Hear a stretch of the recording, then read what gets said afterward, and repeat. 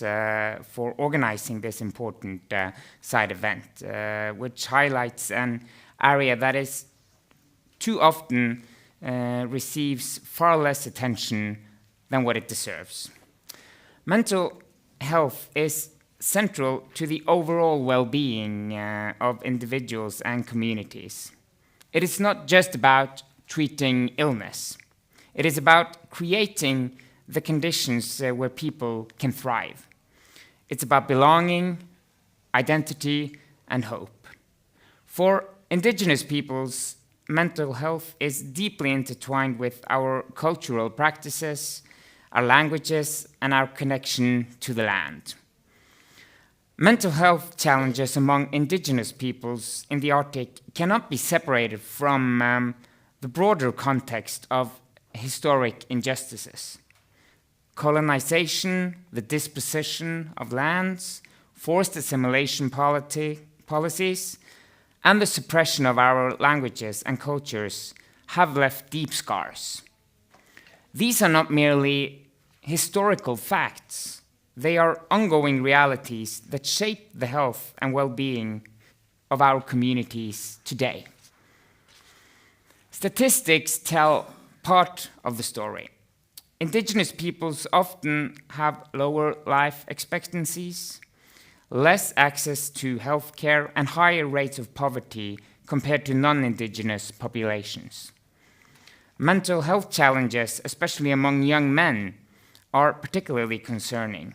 Suicide rates in some communities have reached crisis levels, pointing to a deep need for culturally adapted mental health services and a more comprehensive response from governments. In Norway, the Truth and Reconciliation Commission has documented how the Norwegianization, which was the official Norwegian assimilation policy, has left the Sami people with deep scars. Norwegianization wounds is the expression that the Commission has coined. These wounds include both generational trauma as well as trauma inflicted today. It relates to issues such as racism, discrimination, and the problems with land rights, among other things. The view of the Sami parliament is that mental health cannot be viewed only as an illness that needs treatment. If mental health in indigenous communities is to be strengthened, we need policies on a range of issues that give us the opportunity to uphold our lifestyles, culture, and languages. We need to repair damage from colonial practices. If not, we will just be patching up the wounds and not treating them at their root.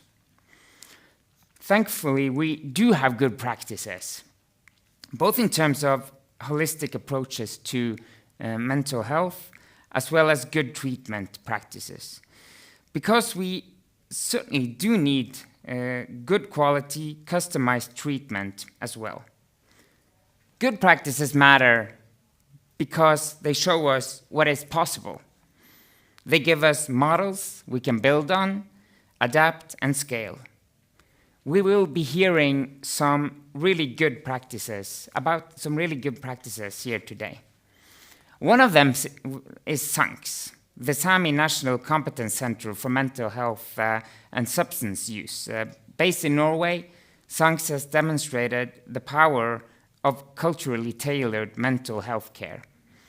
It is part of the Sami Clinic, which operates under the Finnmark Hospital Trust. For many Sami people, accessing mental health services through SANKS is a profoundly different experience.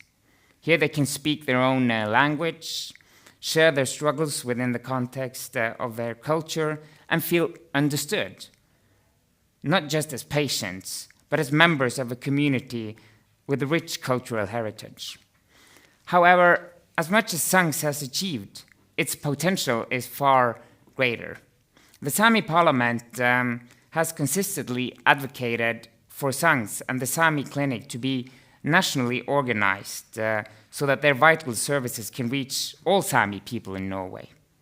This would align with Norway's obligations under the ILO Convention number 169, particularly Article 25, which emphasizes the need for governments to ensure that indigenous peoples enjoy equal access to healthcare and that their unique social, economic, and cultural conditions are taken into account in the provision of services. It also emphasizes indigenous peoples' right to responsibility and control in relation to the services. The Norwegian Ministry of Health has acknowledged this need, committing to an evaluation of how the Sami clinic and SANGS should be organized. However, progress has been slow, and we are still awaiting in the Sami Parliament to be included in meaningful consultations about this process. The challenges facing Arctic communities, whether mental health crisis, climate change, or social inequities, are complex and interconnected. They cannot be solved by one group or one nation alone. This is why multilateral collaboration is so important. Collaboration allows us to share knowledge, pool resources, and learn from each other's experiences.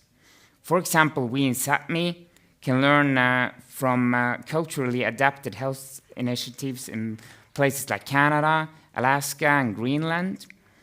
Indigenous communities across the Arctic face similar challenges, and we bring valuable perspectives and expertise to the table. Expertise rooted in resilience, adaptation, and centuries of lived experience in some of the harshest environments on Earth. Collaboration also builds trust. When governments, indigenous communities, and organizations work together as equals, we create solutions that are not only effective, but sustainable.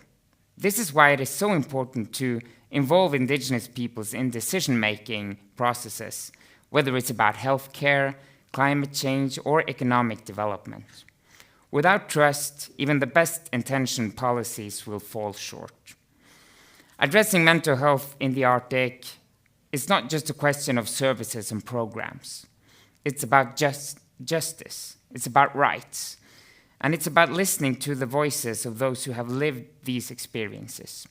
Indigenous peoples have shown incredible resilience in the face of adversity, but resilience alone is not enough. We need support, we need investment, and we need governments to act.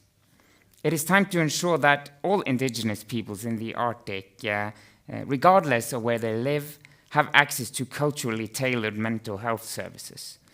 It's time for meaningful collaboration between governments and indigenous communities to address the root causes of mental health challenges in the Arctic. Together, we can create a future where mental health of all Arctic people is not just a goal, but a reality. And I'm looking forward to the discussions today and also on the side event tomorrow morning that might bring us one step further in this quest. Thank you.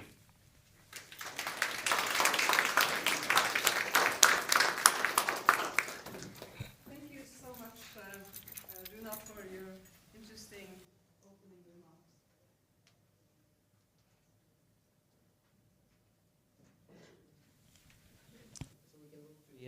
Next slide. Thank you so much, Runar.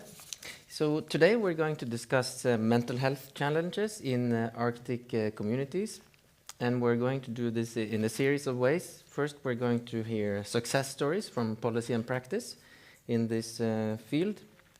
Then we're going to have a panel discussion with the rich insights from our experts in the panel, where some of the questions we will put to them are shown here on the screen. What are the key takeaways from the success stories? And how can we even make this more powerful through Arctic, indigenous, and international collaboration?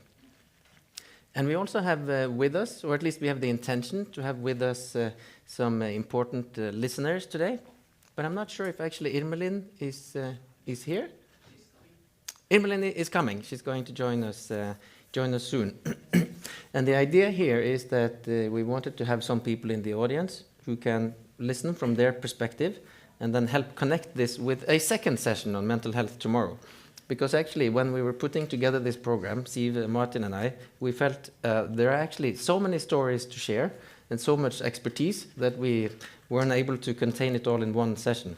So we have a big richness in expertise that is that these two sessions are brimming with. So what we hope to get out of this by the end of today and tomorrow is that we can inspire each other to discuss solutions that actually work and to think about what are the practical steps that we should take right now to put more emphasis on this area. Yeah. So an important part of this side event is to listen to the success stories. And we have invited 3 excellent speakers for today. And I will ask you to come up here take a seat on the scene. And we have participants from Greenland, from Sápmi, and also from the US. So welcome, all of you.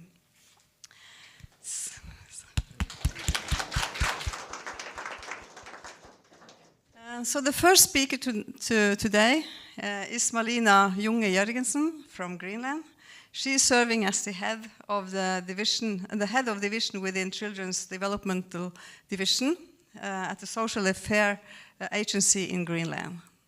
And I know, Malina, that you are focused on the protection of child abuse in young children. So the floor is yours.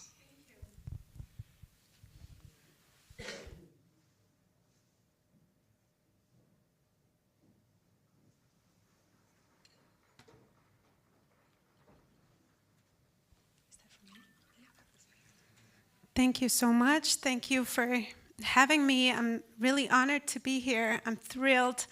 And I've been looking really forward to tell you some of the stories I can bring you from Greenland. So building resilience in children and families is not just important. It's really critical. It's essential, especially when it comes to our indigenous communities in Greenland. We do have some challenges, though. As you might know, we have a huge geography.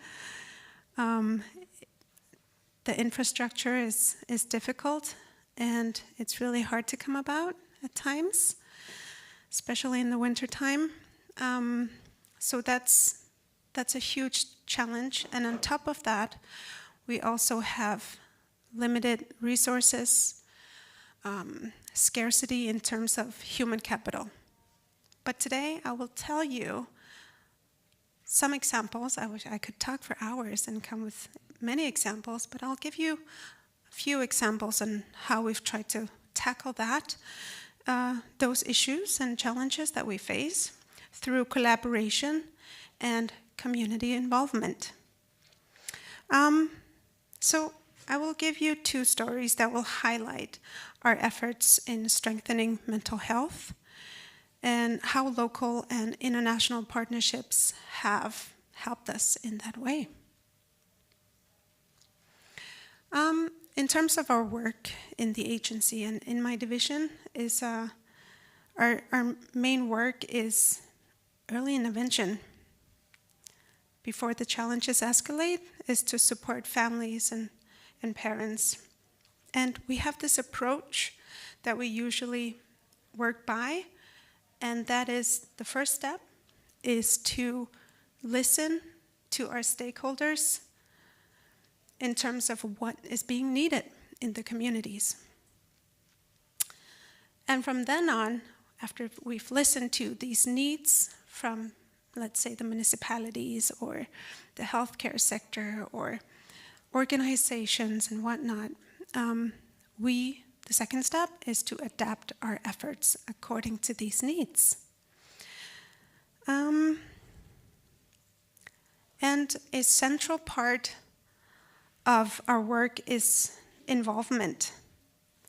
Involvement of our stakeholders with the aim to gain ownership and makes the implementation effortless. the implementation part and the phase of implementing these projects makes it much more effective if there's involvement with our stakeholders. So, with that, I have 2 examples with me today, as you might see in the screen. The first one is regarding reduction of screen time. A challenge that was being brought to us by our stakeholders, being the municipalities and the children's advocacy for children's rights, was the excessive use of screens to the point where there were developmental concerns or disconnection in the families, and poor mental health. So after this attention was being brought to us, what we did first and foremost, we listened. But then we also made sure to do some extensive research on the scientific research that has been done in the field on the consequences of screens and what it does to the children's brains and whatnot. And we found international scientific findings on that aspect and started a working group. And in this working group, we had this aim to create awareness on this issue, on this challenge. So we involved our stakeholders in the process. We made these posters and agreed with our stakeholders to make these posters. We also have them in Greenlandic. These posters were distributed nationwide to all the daycare institutions, as well as in the healthcare sector and whatnot. And we're trying to appeal both to the parents, but also to the daycare staff. This poster, this movement is the national recommendations on screens. So apart from distributing this poster to all the daycare institutions, we also made these national podcasts, not national podcast radio, on creating this awareness and giving some reflective thoughts to parents in a very non-judgmental way, and try to make the reflections to the parents on their habits on screen use. This effort, we do have some preliminary results from this, and that is that the families are finding joy and quality time again and improving their mental health, and just having better quality time within the family. So that's the first example. The other example I have with you is actually this box right here. This box contains conversation cards to parents or upcoming parents. It's to the parents, because another attention that was being brought to us by our stakeholders, once more being the municipalities and the healthcare sector, was that the existing materials we had to the parents, to the upcoming parents, the materials were too lengthy and too difficult to comprehend, especially when it comes to the target of parents in vulnerable situations. So we had to rethink the whole concept of our materials. And we can't do that alone. We had to, once more, invite our stakeholders and have brainstorming sessions. I don't know how many brainstorming sessions we've had, but it's such a vital part when it comes to new materials that we involve our stakeholders. Ooh, I can see that time is going. And after a lengthy brainstorming session, we came up with the idea of making these conversation cards. So these conversation cards that are in this box cover all kinds of topics with regards to parenthood. It has topics such as mental health struggles in parenting. It has even managing financial struggles at home, because that's an important thing to have as well in terms of families and parenthood. It has the topic of substance abuse and how to overcome it. You name it, the topic is in here. This new material is simple. It's very simple and it's very adaptable according to the family's needs in that moment in time. We do have some preliminary results with this new material as well, is that the parents feel more supported, and it helps them to address the real life struggles in the moment. You can take a look after the presentation if you want. So with this, I'd just like to say that collaboration is a must when it comes to our work. And by partnering with local and international stakeholders, we've created these co-solutions. So I have 28 seconds. I'll just leave you with this. This thought that I have is that together we can create stronger, healthier Arctic communities by sharing knowledge, fostering collaboration, and supporting one another. Thank you.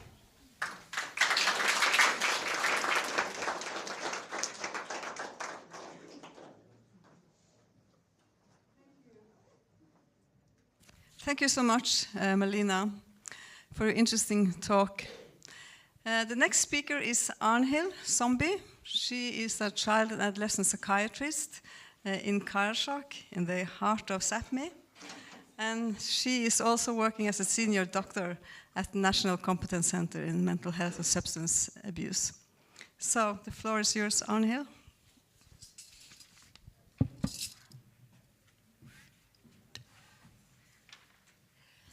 Thank you. Oh, I have to hold this one. You hear me now? Yeah. Thank you. And Boris, that means good afternoon in Sami. And thank you for inviting Sanks to this conference with all these important topics. I am very happy to be here to share with you our work with collaboration between Norway, Sweden, and Finland about agreements that enables us to offer culturally adjusted mental health treatment to Sami patients from Sweden and Finland, as well as to the Norwegian Sami patients.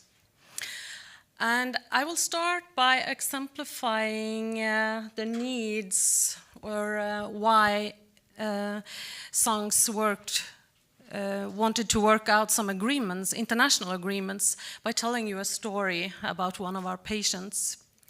It's not an ancient story, even though you might think so when you hear some of the things in the story, but it's a very present one.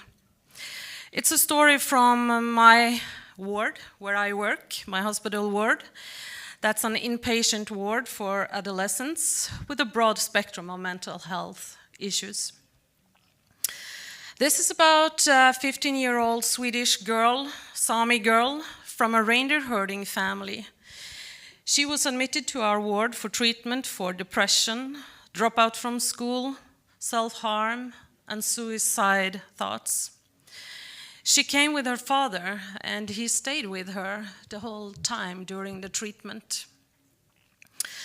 Their family had experienced several severe traumas throughout the years, and some of them was that the father nearly died in an accident a couple of years earlier. One brother had committed suicide, And when the family, they turned to the local healthcare unit in Sweden for help in this crisis, they were rejected and met with statements like, "You are Sami. Aren't you supposed to help yourself in crisis?" And the girl herself had been bullied and excluded in school because she was Sami. "We don't talk to Samis, and certainly we don't play with Samis," was the statements from fellow students from day one in school. During her stay at our ward, she received culturally and linguistically adjusted mental health care and gradually got better. This is, after all, a success story. And we collaborated with a local psychiatrist in Sweden about how we had tailored the treatment to the family's Sami culture so that the patient and her parents could relate to our focus, and that was a clue to connect with them. All this together clearly helped this patient getting better.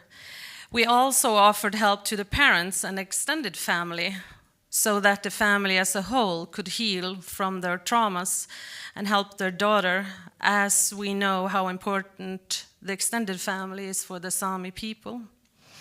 And when the girl was discharged from our ward, the father said before he went out the door, he said, "We instantly felt home here. We saw that you had knowledge about our culture and our way of life as reindeer herders, and you even spoke our language, so we felt safe. And from then on, we could relate to your treatment." And as you can see on slide 2, if you change to slide 2, it's a map that show you where the Sami people mainly have their settlements over centuries. And as you can see, it's the northern part of Norway, Sweden, and Finland, and also on the Kola Peninsula in Russia. We have tried to reach out to the Russian authorities as well when it comes to contact about treatment for Sami people on the Russian side, but we haven't been able to do that, though we have some more informal contacts with them. For example, with the speaker earlier today from Lovosero. But we have been able to make some agreements with Sweden and Finland. And why did we do that? What was the need for international agreements on these matters? We had strong beliefs that it's the lack of culturally customized healthcare for the Samis, especially in Finland and Sweden, as they don't have as much mental health institutions tailored for Sami patients in that extent that we have in Norway through, for example, SANKS. And we also have some common background with the Sami people in both Sweden and Finland. We have a pretty similar assimilation history, dark history that concerns the Sami people, and that has imposed traumas, best described as historic traumas, upon the Sami people in all of these countries. And we know from research that historic traumas on the indigenous peoples show results of traumas minimum 3 generations forward. And as clinicians, we are very certain that we still see the traces of the assimilation history today through strains and health issues in our Sami patients, as Runar mentioned. So our goal was to offer culturally and linguistically customized mental health care to the Sami people across these borders, offered to the Sami people by the Sami people. And as you can see on the map, Sami people have lived across these borders for centuries. For example, the reindeer herders, they have been moving with their reindeers across these borders long before the countries secured their national borders. So these are families, relatives, we know them. And so we, in songs, we also knew quite a bit about their mental health struggles. And so, before songs had any formal agreement with Finland or Sweden, we admitted Sami patients from our neighbor countries for free, because we thought we had a strong intention of helping them, no matter the costs. So we collaborated with Swedish and Finnish local healthcare workers. We made good relations with them, and they got to know songs through these collaborations. And they were actually, after a while, asking for more formal agreements with songs, so they could more easily send their patients to receive treatment at songs. And so, some dedicated Sami leaders at songs started a process towards the regional and national authorities in Norway with the aim of be able to land some formal agreements about this matter. And they landed the first agreement in 2014, and after that it was easier to land several. So now we have agreements with 4 Swedish regions and 1 in Finland, the northernmost part of Finland. And if you look at slide 3, you can see just a picture of our main office that we have even further up north in Finnmark, the very northernmost part of Norway. And to sum it up, as this is, as I said, a success story, Songs now receives referrals for both children, adolescents, and adults from both Sweden and Finland. And these agreements allow doctors in Sweden and Finland to refer Sami patients to Songs for treatment, and the Swedish and Finnish authorities, they pay for it. So it's now easier for them to refer patients, and they are sure that they can be admitted. That is, that we are allowed to admit these patients. Before we had these agreements, we had to kind of sneak it, like we say, a bit under the radar for the Norwegian authorities, but we still did. But now it's working, and the patients express that Sami customized mental health care has been essential for them to heal.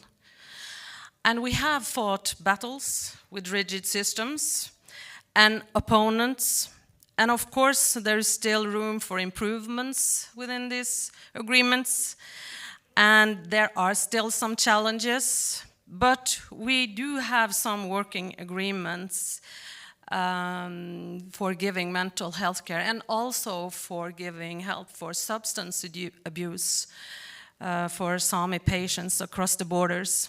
And I like to sum it up with a bottom line saying that I think that if we have saved one life doing this, it has been worth it.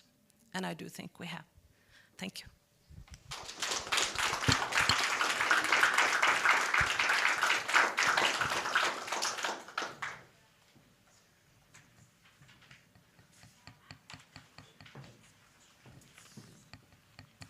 Thank you so much, Arnel, for describing the powerful story about Sanks. We have a third success story that we're going to share today. So I'm delighted to be able to introduce Chief Gary Harrison. I'll describe some of your illustrious background, Chief Gary, while you make it up here. So Chief Gary, he was elected to the Chicaloon Village Traditional Council in Alaska in 1984. And named traditional chief in 94. and you have served extensively in various leadership roles in support of indigenous peoples. You helped contribute to the establishment of the Athabascan Council. You have served several terms as a representative of indigenous peoples in the Secretariat of the Arctic Council. So you have a rich history of long engagement on all fronts in this work that we're discussing. And we, Martin and I, we had the opportunity to share coffee with Chief Gary this morning. And after the meeting, we realized we had forgotten to discuss with you what should we call your story. And but we had invited you to tell a story, and a part of it that you started to tell us about was a story about the giants that were so sad they turned into stone.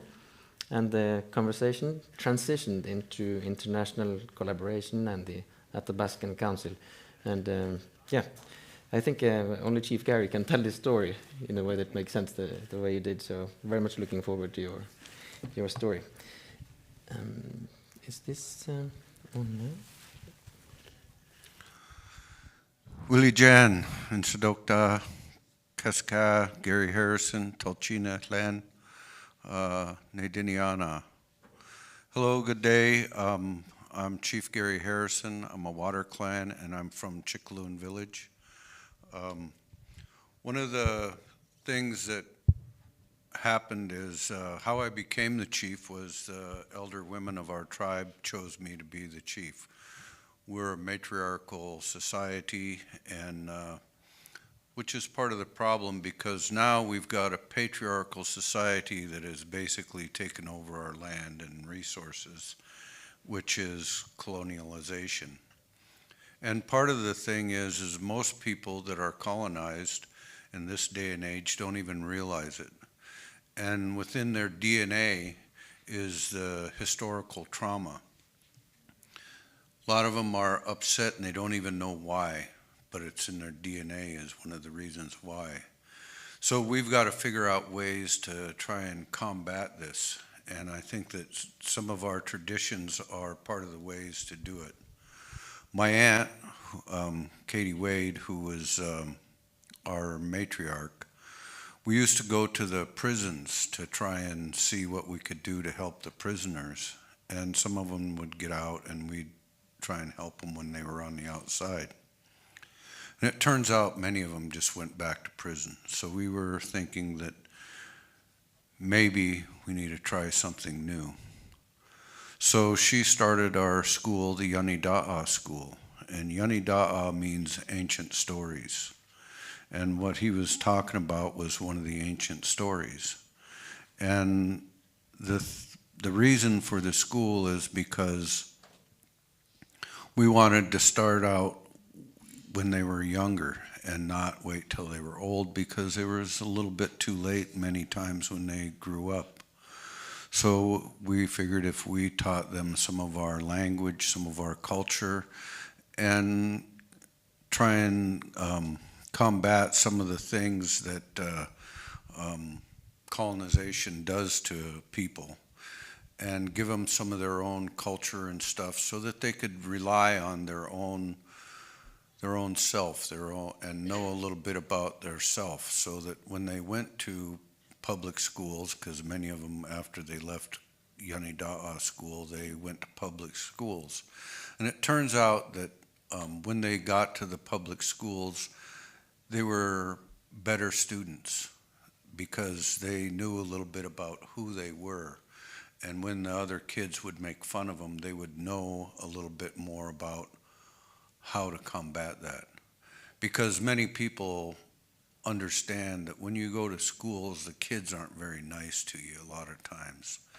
And it brings out a lot of problems, which is one of the reasons why many of them end up committing suicide. And that's one of the things that's prevalent in many of the indigenous societies, and a lot of it is due to colonization and the fact that this trauma is in their DNA. And so one of the stories is one that he was talking about a little bit, and we think that a lot of these ancient stories Well, we don't think that. We know that a lot of these ancient stories had, after you told them, there was a reason for telling them. What do you call, can't think of the word right now, but that's, you'll understand. So some of these stories taught you how not to be selfish. They taught you how to be good neighbors, and they just taught you a lot of how to behave. And we think that it did help out a lot of our young people, and we're still working on it. Although my aunt has passed, we're still trying to work on many of these problems that we have that are due to colonization and the fact that they've changed all of our customs, all of our traditions, and now they want us to go in their way of thinking. My aunt was held back when they came to boarding school, so my grandparents, or my great-grandparents rather, held her back where all of her siblings went to boarding schools. And that's one of the reasons why she has had a lot of the cultural knowledge that's been passed down to many of her people. And I learned some, not a lot, but I learned a little bit. And I guess it's enough to keep me going. So some people say I'm a glutton for punishment for all of the things that he's telling me that I did. And I forgot more than I'll ever know, so you get only a piece of it. But one of the things is a moral to the story. That's what I was trying to think of. All of these Yanida'a stories have a moral to them, which is what I was saying will help teach you how to behave. And like, for instance, if you're being greedy, in our language we'd say, don't act like Naretsa, which is one of the characters, one of the greedy characters in one of the stories. And when a lot of the trauma comes around, and like for instance, my dad was murdered over the Land Claims Act, which was happening in the late 60s, early 70s. And so our whole family, not just us children, but all of my cousins and aunts and uncles, it created a lot of trauma because he was one of our strong men. And in our society, you not only have chiefs, but you have strong men and you have matriarchs. And he was one of our strong men, and he helped a lot of our people, which is one of the reasons why it created a lot of trauma. He was no longer there to help. One of the other things that really bothered my aunt was this HIPAA, which means you can't talk about things that are going wrong with you. You can't tell people. And if you know something, you're not supposed to tell anybody. Well, that was really wrong for us, because if we know someone needs help, we go and help them. If we know that they need food, we would take them food, firewood. If they just needed company, to go visit them and talk with them. And the story that he's talking about is back when one of our ancient stories is when the little people defeated the giants. And there's features in the mountains that show some of these things, and Stone Woman is who he was referring to. And these features are not only in some of the mountains there in Alaska, like for instance in Cook Inlet, on one side of the inlet there's called the Sleeping Lady, which is a lady that laid down and went to sleep waiting for her husband to come back. She was one of the giant people, and he never came back. And the other one is a Stone Woman. Her husband was also killed during that, and she was so upset that she turned to stone. She sat down and turned to stone, and she's got a baby on her back. And the moral to that story is that it's okay to grieve, it's okay, but you can't turn to stone because you still have to live, you still have to provide for your family, you still have to take care of your relatives. And that's basically the moral to the story, is you can't turn to stone. And I also still think that a lot of our people that are having problems don't even realize what's going on with them. And that's one of the things that our stories help tell is, and help them out, is not only how to behave, but it helps them learn what's wrong, not with them, but what's wrong with society and how it affects them. And the other thing that happened is, I already mentioned our Yanida'a school. Our school gets no government funding. It's only what we ourselves provide and what we can get from progressive foundations. But it's been a real help to our people, and we work hard to try and keep that school going. And basically that's also one of the things, is to try and get the children when they're young, so that when they grow up they don't have a lot of these things that make them want to go kill themselves, when they realize what's really going on in society, and that their people have had everything taken from them, because we've had everything taken from us. And the government that's there, they don't even really care, and they feel entitled to our lands and our resources, and they feel that they need to, how to save the Indian is to kill the Indian. And many of our people have died with that. And so when I was in boarding school, they beat the crap out of me, and a lot of other things. But these are things that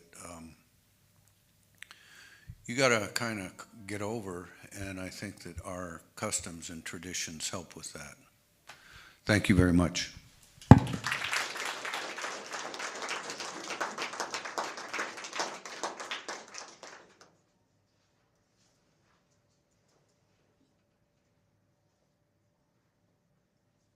So thank you very much. My name is Martin Kraus. I work with the World Health Organization, the regional office for Europe. What we're going to be doing now is to invite some of our panelists on stage. But I think before we do that, I would just like us all to give a sincere round of appreciation for all of our storytellers here who gave some very inspiring and moving stories. Thank you very much.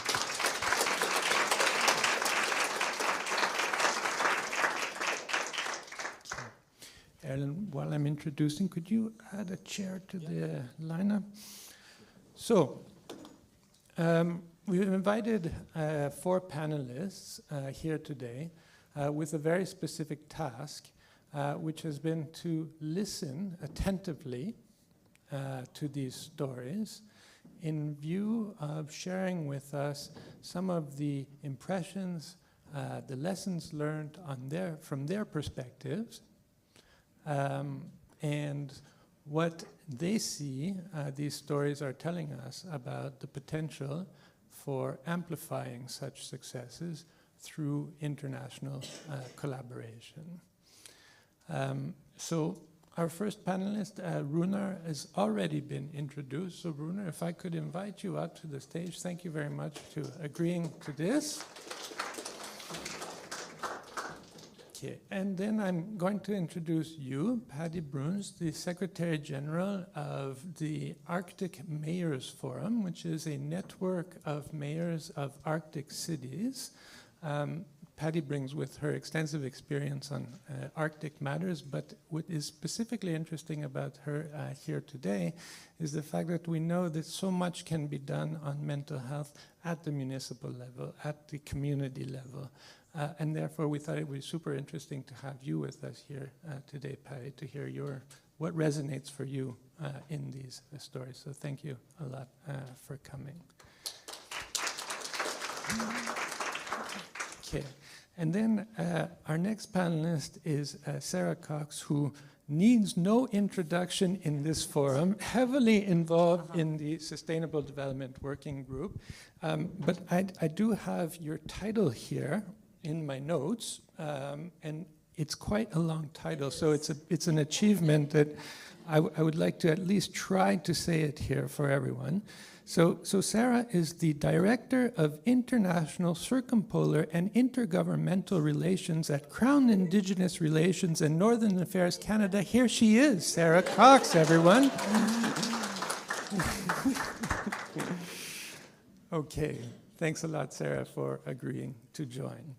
And then finally, I'm really happy to be introducing you, Caroline Bennett, Ambassador of Canada to the Kingdom of Denmark, day job in Copenhagen.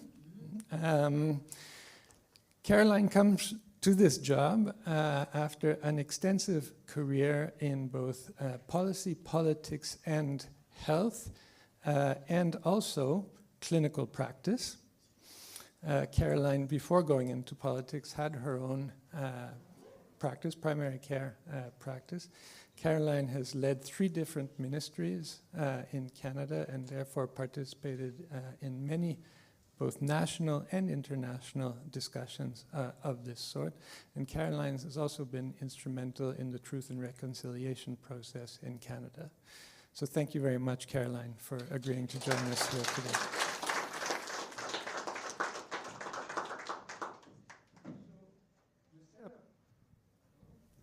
Still microphone? Yes, thank you. So the setup that we're going to have, so we have these 2 questions, and we haven't sort of set it up that each panelist should speak and with a row of presentations, but really it's up to you, dear panelists, to ask, okay, who would like to share on this first question? And the one thing we will ask you is to take it one question at a time, so that we sort of try to keep a bit of order in the discussion. So let's start by discussing what some of our key takeaways are from the success stories that we heard.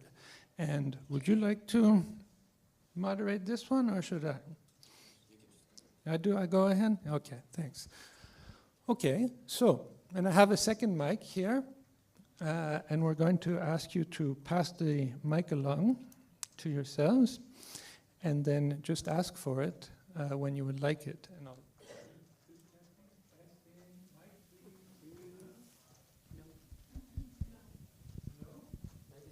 this one then? Okay, so I'll give you this mic. It works.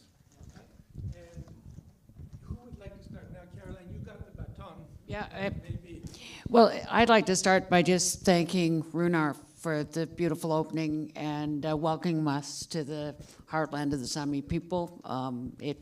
You sort of did all the work for all of us, really, in explaining really what you had, the deep scars of colonization and the need for data, which explains really what is not okay, and that the work we have to do to repair the damage. I think that you really laid it out in terms of the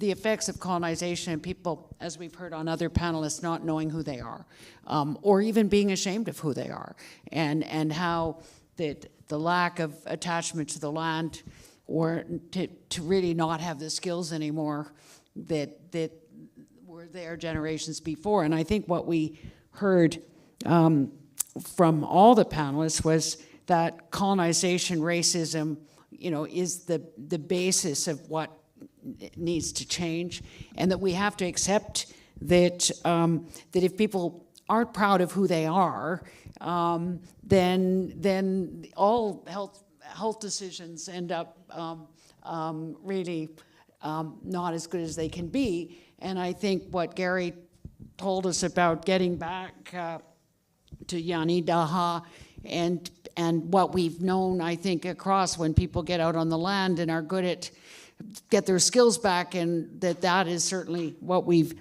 seen in Canada. I think the fact that people don't need, that it's not their fault, and I think we've heard that there's this epigenetic reality of some of the trauma was years back and people don't know really what's wrong. It was in terms of the causes and the causes of the causes, and that we need to get that secure personal cultural identity back that is people's resilience and is their sense of control over their life and their self-esteem, and that it is, I think, then comes to what we do about it, which I think we have to have this culturally safe. We've heard that from all of the panelists. Nothing about us without us. What do you need? How can we help? And the fact that cultural safety is huge, and about how people will go where they feel culturally safe. And that I think what we also heard was that international cooperation isn't exactly the right term, because you're trying to get methods and practices and wise and promising practices that are the Nunat, the Sami nation. These are nations, and so where the settlers drew the lines isn't exactly fair to punish the people who live there, because there's these international boundaries that actually don't work for people. So I think the idea of trauma-informed cultural safety and evidence-based, because everybody talked about whether this was working or not, is, I think, where we have to take the common themes from everybody we heard. I hope there's still some meat for you guys in this. That was a quite substantial account, Caroline. Thank you very much. So you had many impressions from this. Sarah? Hello. My first takeaway is don't follow Carolyn Bennett. My second takeaway is like she said. And I will say that we can come back, we can pass the mic around, so don't feel the need, and I should have specified this from the outset, you don't have to come with your entire list of lessons learned.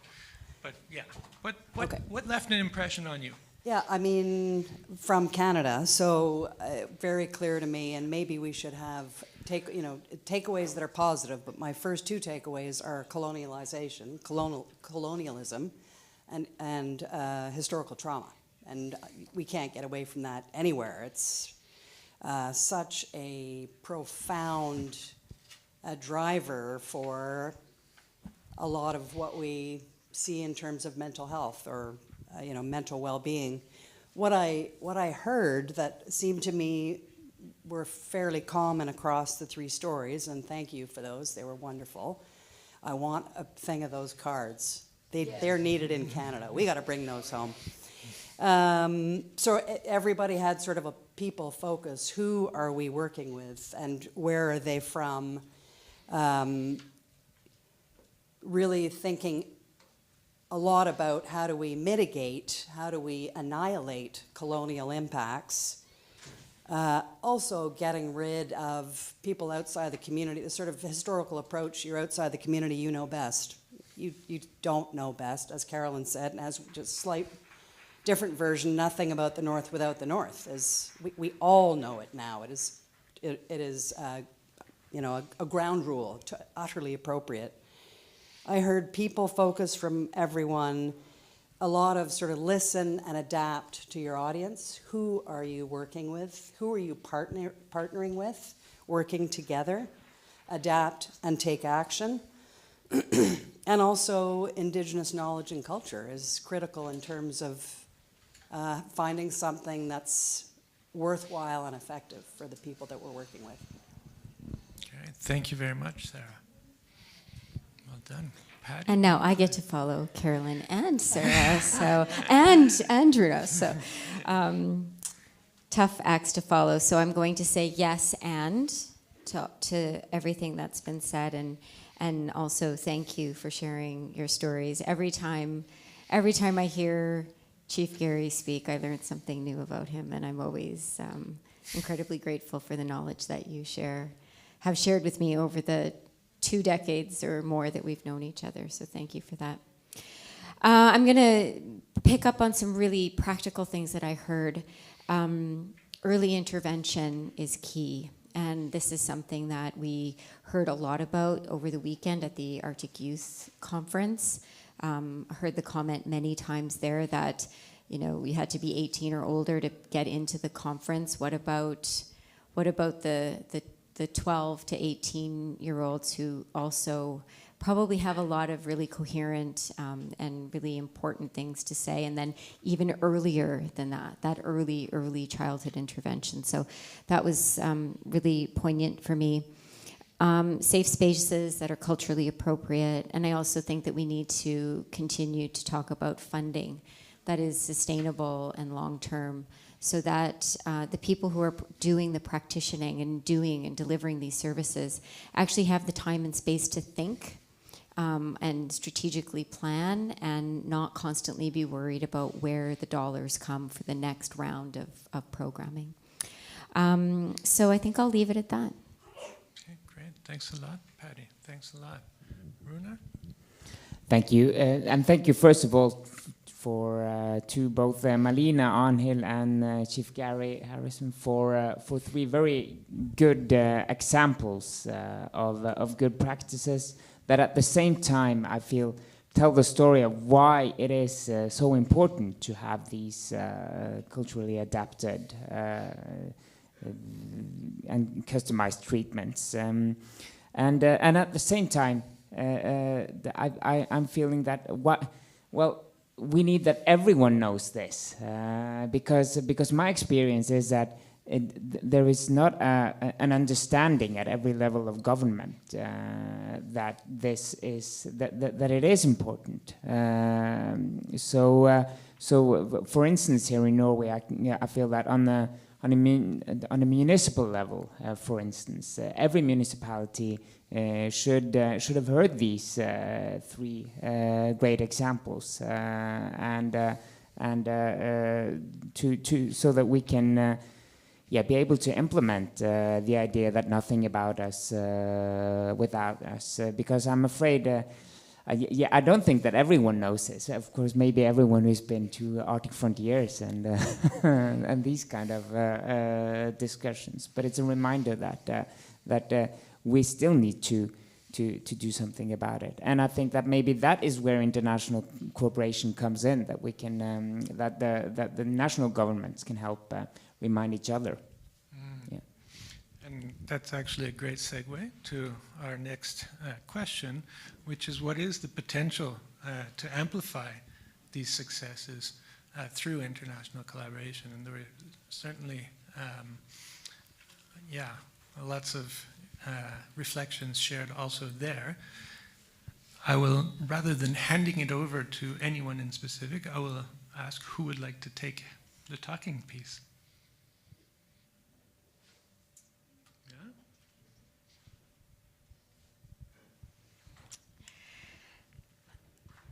Of course, there are some challenges because mental health and well-being is very individual. So we have a challenge of bridging these individual inputs into the structures in our municipalities, dealing with them and somehow navigating the resources and coming together to make sure that, you know, the solutions, I believe the solutions are necessarily collaborative. And because I represent a Pan-Arctic organization, I believe that there is power in sharing stories across borders and making sure that we emphasize what we learn at these conferences, share our experiences, and really talk about listening and adapting to the needs of local communities. But we really need to come together and figure out how these stories and how the things that we're doing are mutually reinforcing. And this is where I think the Sanks example is just brilliant.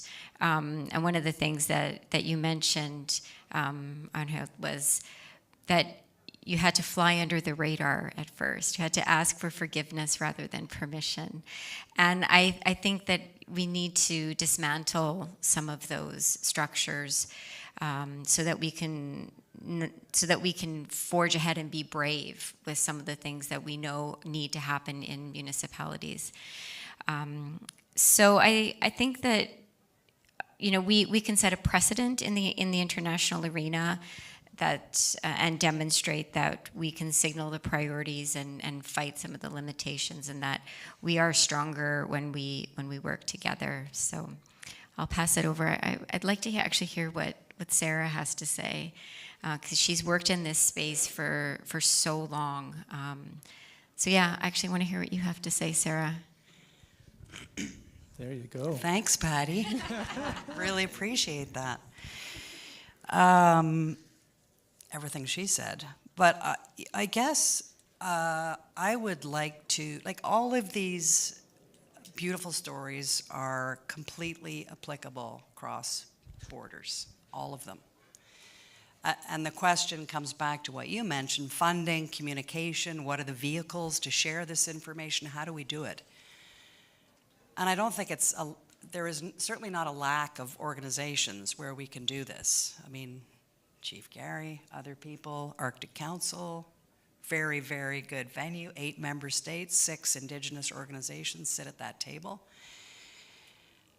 But I would like to pull us back. So Patty and I were both at the Arctic Youth Conference for the last 4 days. Unprecedented, as far as I know. Certainly never happened in the Arctic Council. It was spectacular.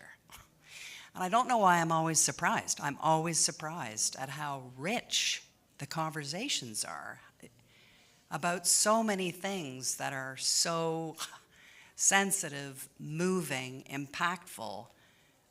I think that is a great place, because we've already made the point that there's no, you know, it should be child to adult. We have to include everyone in these discussions, in this work. But more Arctic youth conferences, they are spectacular. And you get to the right people, youth. That these are the people that we really need to engage. And I think we always say we really need to engage youth, and we kind of stumble. We don't really know how. And I think there are beautiful examples in these stories, and we have opportunities to do that. I also agree, communication, which we do anyway, but I'll say it, across federal governments, across borders. I do think there's a role here for the Arctic Council. Just have to sort of think that through, but you've got a great audience at the Arctic Council. And last point would be Arctic Frontiers, Arctic Circle, Arctic Encounters. Get youth on the plenary sessions. Make space for youth. And I think that's quite hard to do. As much as we want to do that, and we say we want to do it, it's very rare. So.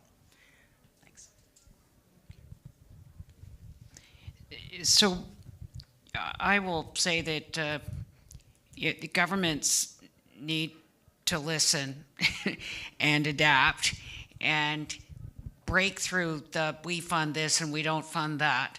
And somehow we have to have bottom-up solutions from the communities that know what they need. I think that the 20 years ago when we were trying to do the health goals for Canada, 2 things came out that we knew we had no levers for. One was parenting. And so for Melina to come with the cards that everybody could adapt so that you begin those conversations within families.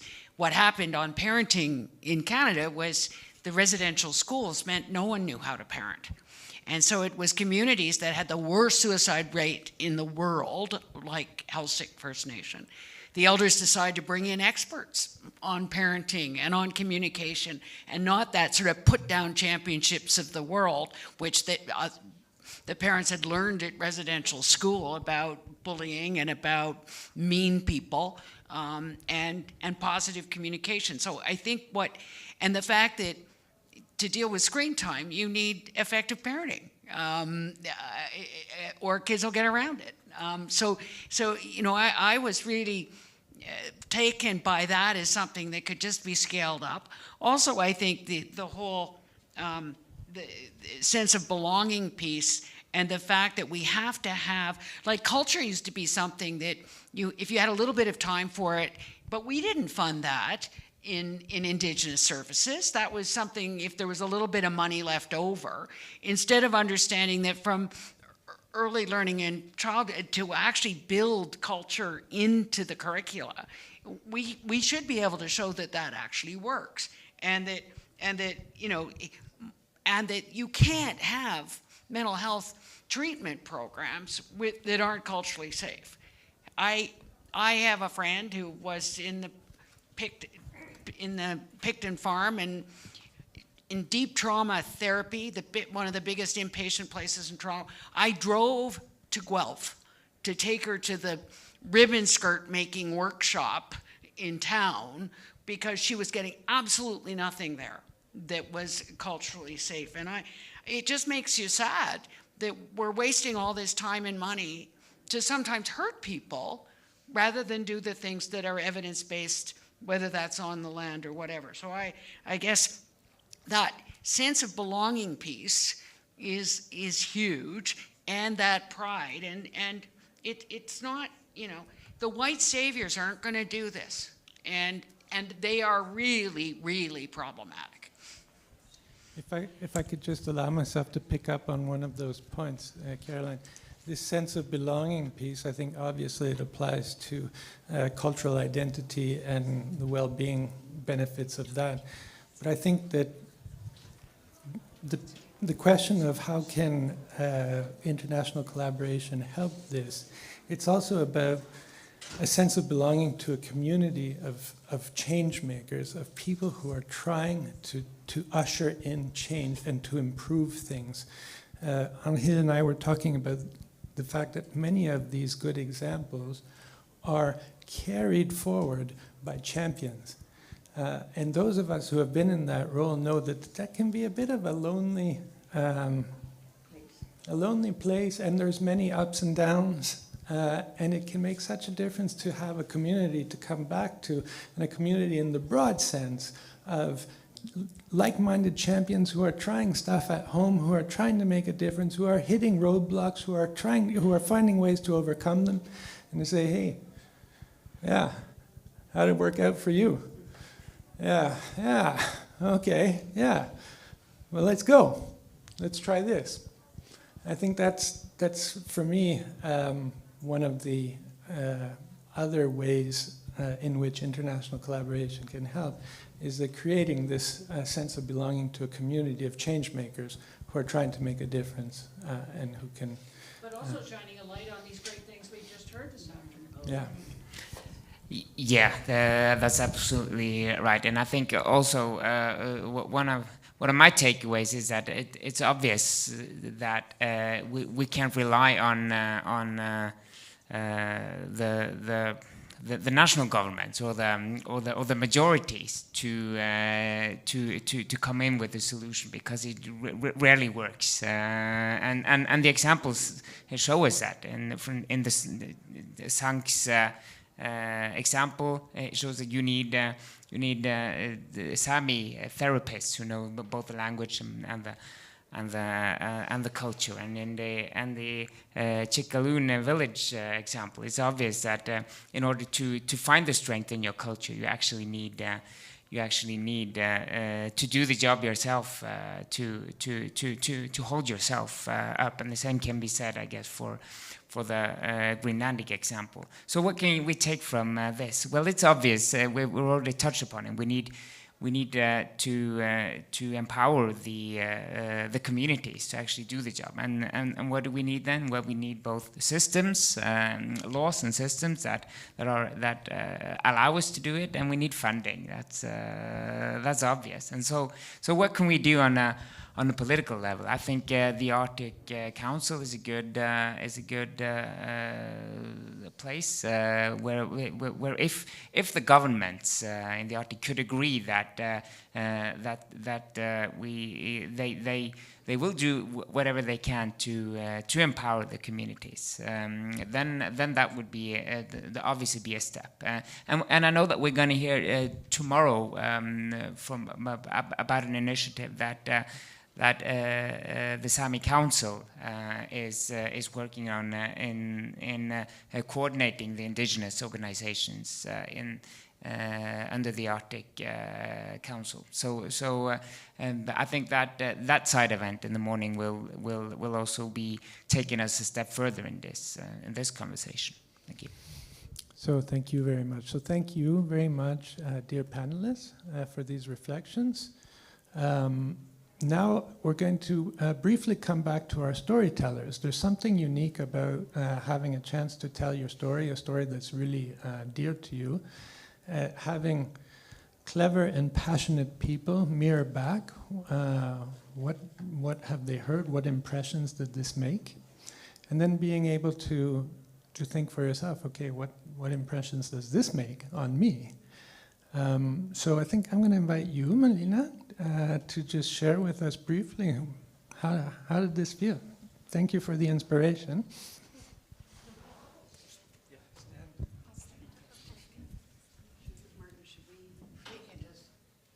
We're heading towards the end, so if you bear with us there for... I don't know where to stand. I think I'll stand over here. Okay, so many emotions are going through me right now. I'm so many inspiring thoughts. I'm so grateful I'm always, overwhelmed being able to hear the same cultural similarities with other indigenous communities. And it's always so powerful for me. So thank you for this shared room. Well, how do I start, right? I think many things, like having the language barrier is something that's something we've struggled with for many, many years. And this decolonizing movement is just getting stronger and stronger. And it's going the right way, especially with all the things that are happening as we speak. So it's important to have this fundamental identity, and we're still working on it. But let me see. Ooh. Elders. Thank you for that reminder. We've been very inspired by the whole involvement of elders, and we're still trying to think of how we can invite our elders much more into the efforts that we have. So that was a good reminder to get that.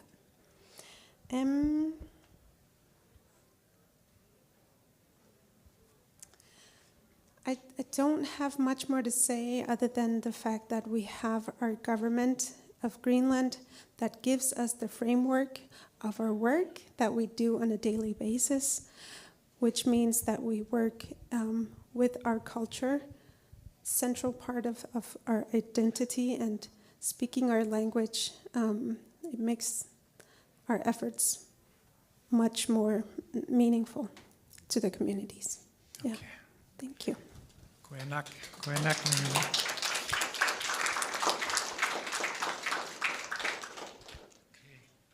On here, Chief Gary, would either of you like to share before we head towards conclusions? You don't have to. It's an invitation. Thank you. I wasn't prepared for that, but you said a lot of the things that I've been sitting here thinking about.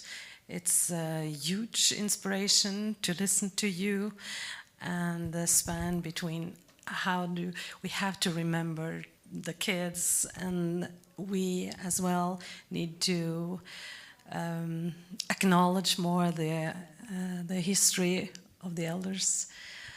And I was also thinking that the risk of talking about successful stories upon towards the authorities is that they think that, or they might think, that's our experience, I must say, unfortunately, that they easily go in the direction that, oh, so now we have done what we need to do, so now we can rest on our successes. We still have a long way to go. I hope you take that one with you. Yeah. Thank you. Thank you. Thank you very much.